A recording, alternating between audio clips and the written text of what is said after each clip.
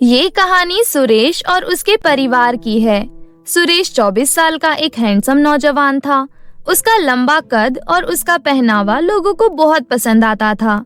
सुरेश एक बिजनेसमैन था। उसके ऑफिस में अंजलि नाम की एक लड़की काम करती थी। सुरेश को अंजलि बहुत पसंद थी। एक दिन सुरेश ने अंजलि को कैबिन में बुलाया और बोला, अंजलि, मैं जानता हूँ मैं जो कहने जा रहा हूँ वो सुनकर तुम्हें थोड़ा अजीब लगेगा, लेकिन मैं दिल से कह रहा हूँ। मैं तुमसे बहुत प्यार करता हूँ और मैं तुमसे शादी करना चाहता हूँ। क्या शादी? लेकिन आप तो। मैं जानता हूँ तुम्हारे मन में कई सवाल चल रहे होंगे, पर तुम बिल्कुल भी चिंता मत करो। मैं तुम्हें बहुत प्यार से रखूंगा। अंजलि को सुरेश अच्छा तो लगता ही था। उसके लिए इससे अच्छी बात और क्या हो सकती थी कि जो लड़का उसे पसंद है वही उसको शादी के लिए प्रपोज कर रहा है। अंजलि शादी के लिए मान जाती है। फिर सुरेश अपने घर में अंजलि के बारे में सभी को बताता है। सुरेश के परिवार में उसके बड़े भैया भाभी, माँ और एक छोटी बहन थी। सुरेश के परिवार वालों को अंजलि बहुत पसंद आई। कुछ ही दिनों में सुरेश और अंजलि की शादी हो गई। शादी के बाद पहली बार जब अंजलि अपने ससुराल में कदम रखने वाली थी, तब सभी ने मिलकर उसके गृह प्रवेश की बहुत ही तैयारियां की। संजना की बड़ी बहू रीता ने चावल से भरा एक लोटा घर की चौखट पर रख दिया। अब सभी लोग तालियों से सुरेश और अंजलि का स्वागत कर रहे थे। तभी अंजलि की जेठानी ने कहा, अरे देवरानी जी, जल्दी से इस लोटे पर पैर मारो और घर के अंदर आ जाओ। जी भाभी। ऐसा कहकर अंजलि ने जैसे ही चावल से भरा वो कलश गिराया तो उसमें से गिरने वाला चावल काला हो गया। ये देखकर सभी लोग बहुत हैरान हो गए। अरे ये क्या हो गया? मैंने तो कलश में सफेद चावल भरा था। तभी वहाँ मौजूद सुरेश की बहन बोली, अरे भाभी, ये तो अपशगुन हो गया ना। नई भाभी के घर में कदम रखते ही अपशगुन। घर वाले तरह तरह की बातें करने लगे। उसी बीच सुरेश की माँ संजना बोली, अरे कलश में पहले से ही रंग भर के रखा होगा किसी ने। अब ज्यादा मत सोचो। नई बहू को सब डरा रहे हैं। कुछ नहीं हुआ बहू, तो डर मत। आजा, अंदर आजा। संजना के कहने पर अंजलि सहित सभी घर वाले इस बात को नजरअंदाज कर देते हैं। उसके बाद अंजलि गृह प्रवेश करती है। सभी लोग अंजलि के घर आने से बहुत खुश थे।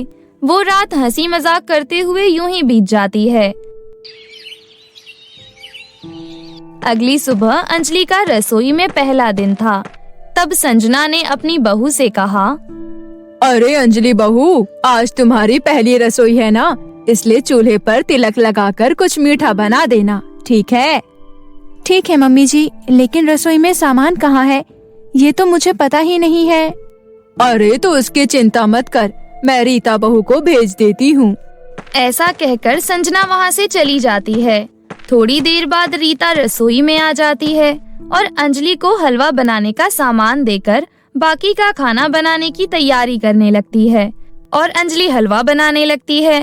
तभी वहाँ पर अंजलि की नंद आ जाती है और अंजलि को हलवा बनाते देख बहुत खुश होती है।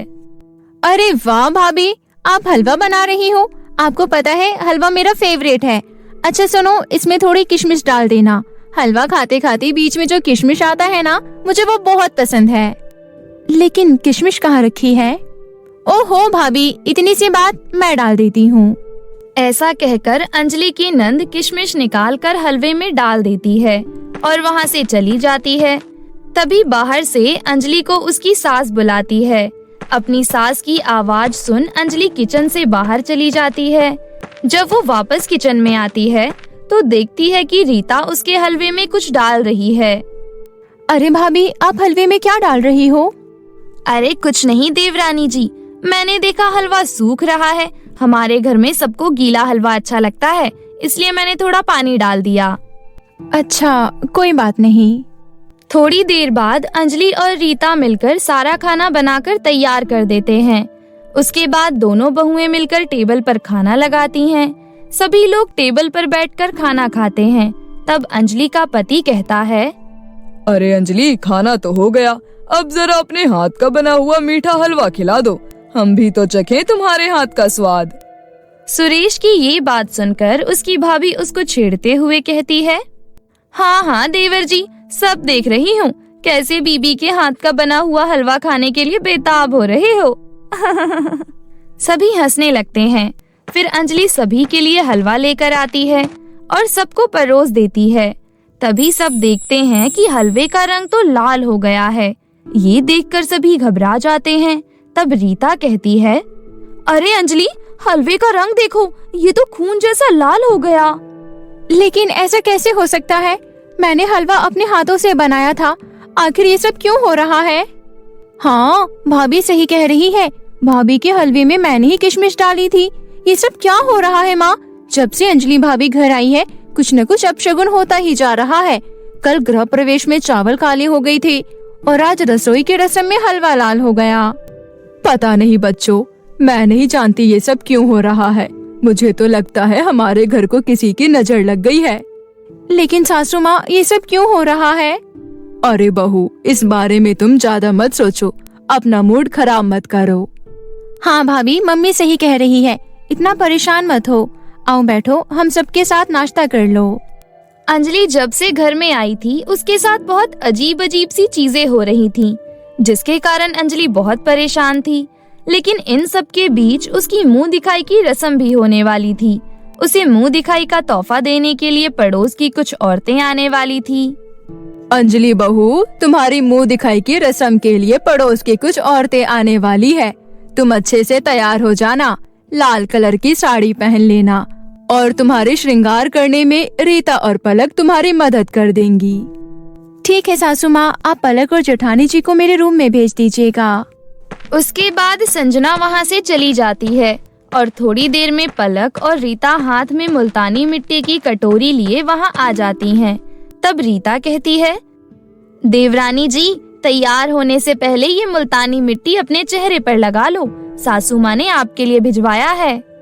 अंजलि अपने चेहरे पर मुल्तानी मिट्टी लगा लेती है और थोड़ी देर बाद अपना मुंह धोकर आती है।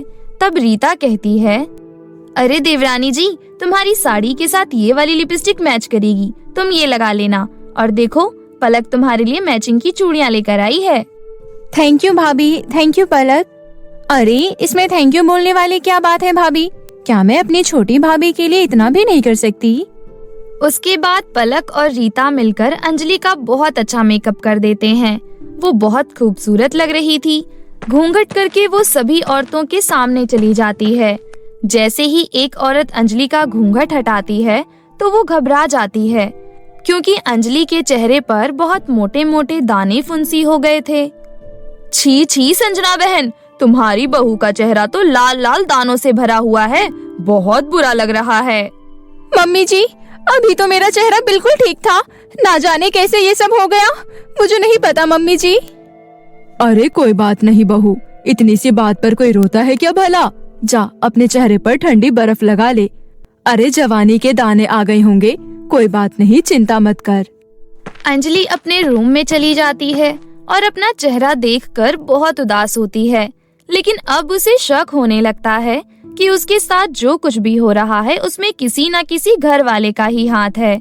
वो अपने मन में सोचती है, पहले रीता भाभी ने मुझे लिपस्टिक लगाने के लिए दी थी और उन्होंने ही मेरे हलवे में पानी डाला था। लेकिन पलक भी तो किशमिश डालकर गई थी और आज वो मेरे लिए चूड़ियाँ भी लाई थी। लेकिन मेरे चेहरे पर लगाने के लिए मुल्तानी मिट्टी सासू माँ ने ही भेजे थे।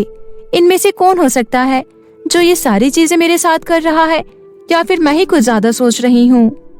ये सब अंजलि का वहम था या सच में उसके ससुराल में उसके साथ ये सब कोई कर रहा था? अंजलि को खुद भी ये समझ नहीं आ रहा था। उसके साथ जो कुछ भी हो रहा था, अब वो चीजें उसे परेशान करने लगी थीं। पहले चावल काले हो जाना, फिर हलवा लाल हो जाना, उसके बाद उसके मुंह पर इस तरह दाने होना। उसे अपने ससुराल वालों पर शक हो रहा था। उसने सोचा कि इस बारे में वो अपने पति से बात करेगी। लेकिन सुरेश जी से अगर मैंने इस बारे में बात की तो वो बुरा मान जाएंगे कि मैं उनके परिवार वालों पर ऐसा गंदा इल्जाम लगा रही हूँ। नहीं नहीं, मैं सुरेश जी से इस बारे में कुछ नहीं कह सकती। मुझे कुछ और सोचना होगा। अंजलि ने अपने मन में कुछ सोचा और अगली सुबह उसने अपनी सासू माँ से कहा, मम्मी जी, जब से मेरी शादी हुई है हम सब एक साथ कहीं घूमने नहीं गए। चलिए ना, पूरा परिवार पिकनिक पर चलते हैं। अरे बहू, तेरा ये विचार बहुत अच्छा है। ठीक है, तुम सब मिलकर प्लान बना लो, फिर चलते हैं। तभी वहाँ पर पलक और रीता आ जाते हैं। फिर पलक कहती है, रहने दो माँ, मुझे नहीं लगता कि अंजलि भाभी के साथ हमें कहीं जाना चाहिए। ये तो जहाँ जाती है अपनी मनहूसियत फैला देती है। पलक की ये बातें सुन अंजलि उसको हैरानी से देखने लगती है, लेकिन तभी अंजलि की सास पलक को फटकार देती है और उसे चुप रहने के लिए कहती है। सभी लोग प्लान करते हैं और अगले दिन पिकनिक पर जाने के लिए बस में बैठ जाते हैं।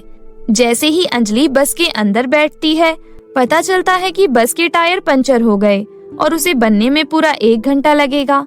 तब पलक कहती है, देखा माँ, मैं कुछ गलत नहीं कह रही थी। जैसे ही भाभी ने बस के अंदर पैर रखा, बस के टायर पंचर हो गई। मुझे तो लगता है अंजलि भाभी सच में मनहूसियत फैलाती है। एक बात बताऊं सासू माँ, अब तो मुझे भी लगने लगा है कि देवरानी जी के नक्षत्र ठीक नहीं है। उन सभी की बातें सुन अंजलि को बहुत बुरा लगता है। तभी उसकी सास कहती है, तुम दोनों पागल हो गई हो क्या? कुछ भी बोली जा रही हो। अरे ऐसा कुछ नहीं है।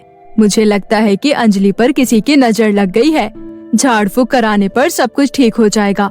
अभी शांति से सब बैठ जाओ। सभी चुप हो जाते हैं। थोड़ी देर बाद बस की टायर ठीक हो जाती है। फिर सारे घूमने निकल जाते हैं। अंजलि को बहुत बुरा लग रहा था, लेकिन वो परिवार वालों की पिकनिक खराब नहीं करना चाहती थी, इसलिए उसने किसी को कुछ नहीं बोला। वापस लौटते समय रास्ते में दुर्गा माता का मंदिर था। परिवार वालों ने फैसला किया कि माता रानी के दर्शन करके घर जाएंगे। सभी मंदिर के अंदर जाने लगे। तभी अचानक से संजना ने कहा, बेटा, मुझे लगता है मेरा पैर मुड़ गया। तुम लोग माता रानी के दर्शन कराओ, मैं मंदिर के बाहर बैठकर तुम लोगों का इंतजार कर लेती हूँ। ठीक है माँ, आप यहीं बैठकर आराम करो। अपनी माँ को छोड़कर सुरेश पूरे परिवार के साथ मंदिर के अंदर चला गया। जब मंदिर के पुजारी की नजर अंजलि पर गई, तो उसने अंजलि के कान में कुछ कहा। सभी लोग ये देखकर आश्चर्यचकित हो गए। भाभी, पुजारी जी ने आपके कान में क्या कहा, हमें भी बताइए। हाँ अंजलि, क्या कहा पुजारी जी ने तुम्हारे कान में? पुजारी जी ने कहा है कि हमारे घर को किसी की नजर लग गई है, तो हमें महामृत्युंजय मंत्र का पाठ करना होगा। इससे हमारे घर में शांति बनी रहेगी। अच्छा, अगर घर में शांति बनी रहेगी तो कोई बात नहीं, करवा लेंगे हम ये पाठ। उसके बाद सभी लोग घर आ जाते हैं।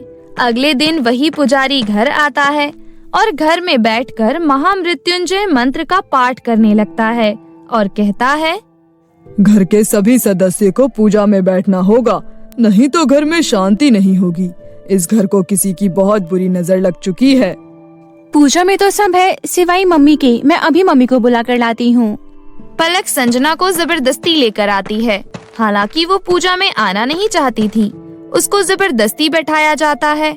उसके बाद पुजारी जी जब महामृत्युंजय मंत्र का जाप करने लगते हैं, तो संजना बेकाबू हो जाती है और कहती है, बंद करो इस पाठ को, नहीं तो मेरा काला जादू टूट जाएगा।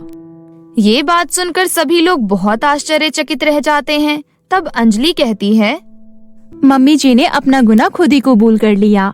कल मंदिर में पुजारी जी ने मेरे कान में यही कहा था कि हमारे घर में जो कुछ भी हो रहा है वो काले जादू की वजह से हो रहा है, और ये काला जादू किसी और ने नहीं बल्कि सासू माँ ने किया है।